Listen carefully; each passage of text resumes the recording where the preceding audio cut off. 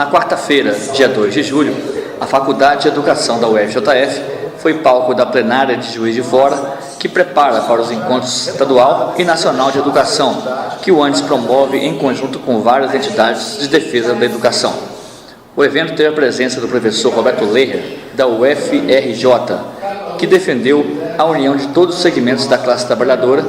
em torno de uma pauta única e consensual para fazer frente aos ataques cada dia mais coordenados do mercado, que tenta a todo custo ditar os rumos da educação brasileira. Ele defendeu a realização do Encontro Nacional, que vai se dar nos dias 8, 9 e 10 de agosto no Rio de Janeiro, como um importante momento para estabelecer um diálogo amplo com todos os setores que defendem a educação. Recentemente foi aprovado no Parlamento, depois de um período longo, desde 2010, o Plano Nacional de Educação para o próximo decênio. Quer dizer, em tese, deveria ser de 2011 até 2021, enfim, agora estamos com o plano obviamente atrasado,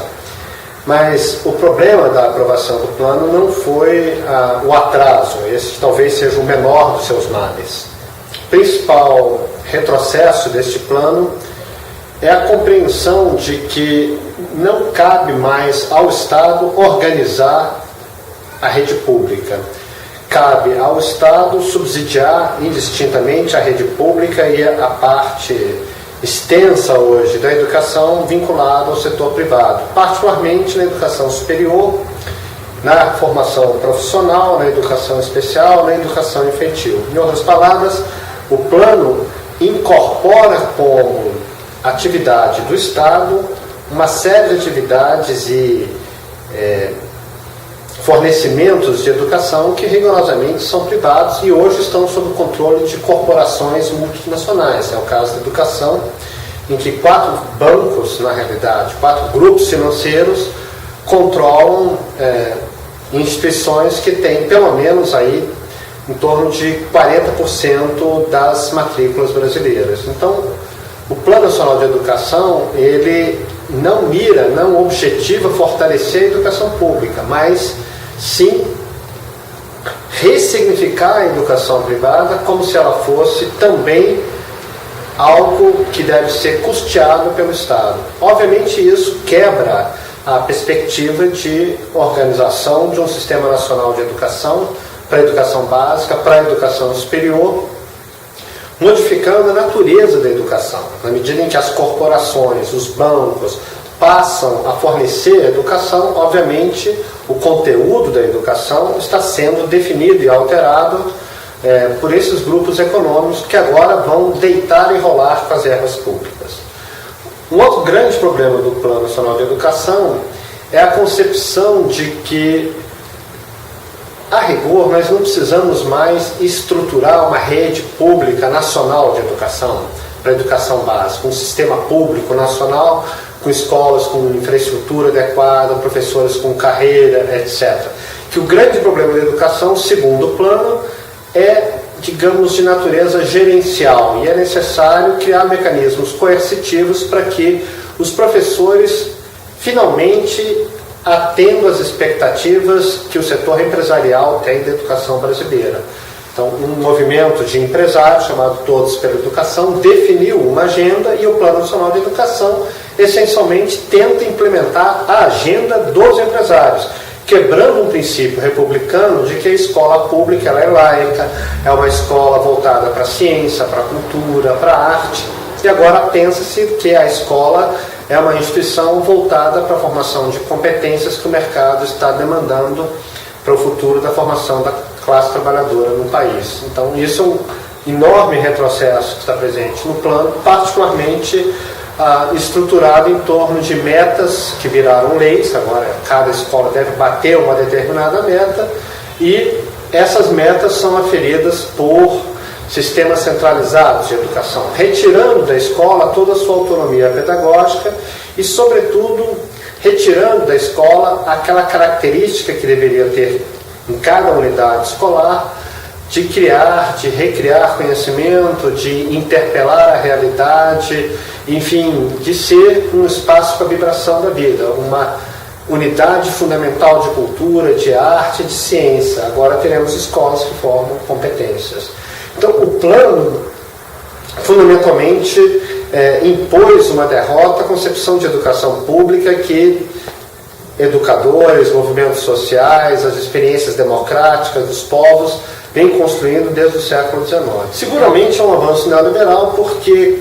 entende que a educação deve ser calibrada, deve ser estruturada a partir dos interesses do mercado. Esse é o argumento que está lá desde Hayek, né, e vamos ter mais recentemente uma série de modificações com Popper e vários outros autores que, enfim, estabeleceram essa agenda neoliberal, e particularmente na década de 80 e 90, o Banco Mundial,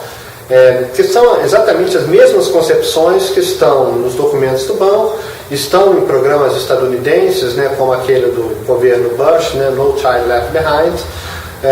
todos eles baseados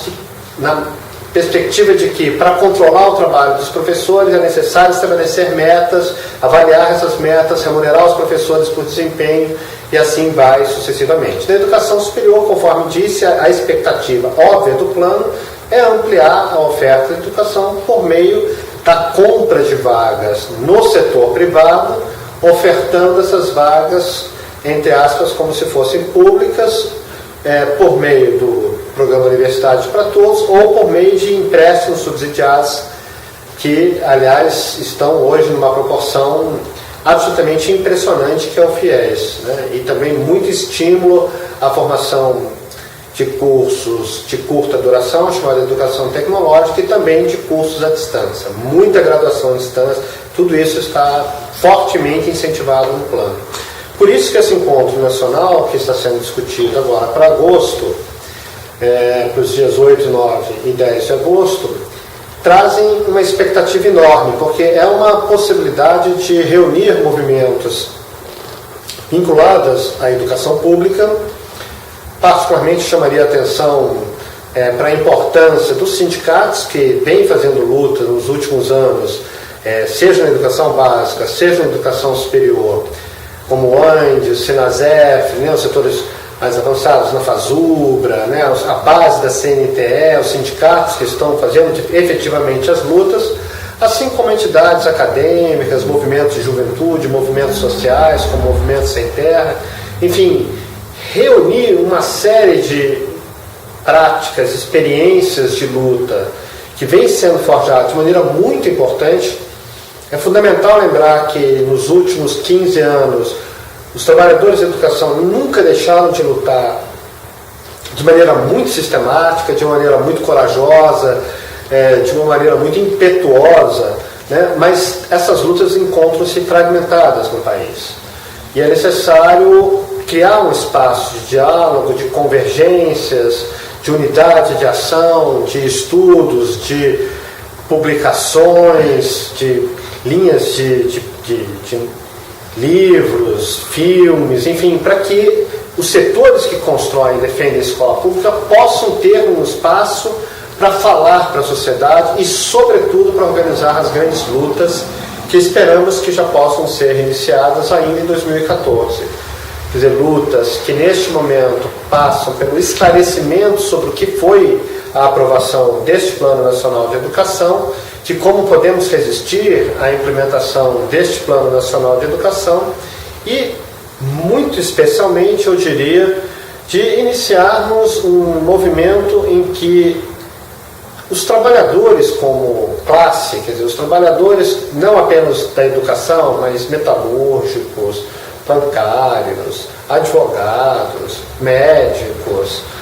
garis, enfim, todos os que vivem do próprio trabalho e que são explorados, possam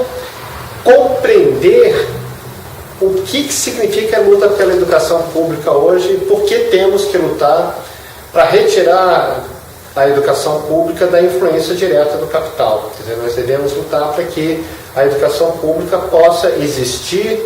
com uma autonomia relativa que permita, de fato, uma escola com características de uma instituição pública, voltada para a ciência, para a cultura, para a arte, etc. Então, o encontro nacional me parece que pode ser algo novo na história brasileira. Durante muito tempo nós não conseguimos somar na luta pela educação pública outros setores que não os trabalhadores da educação.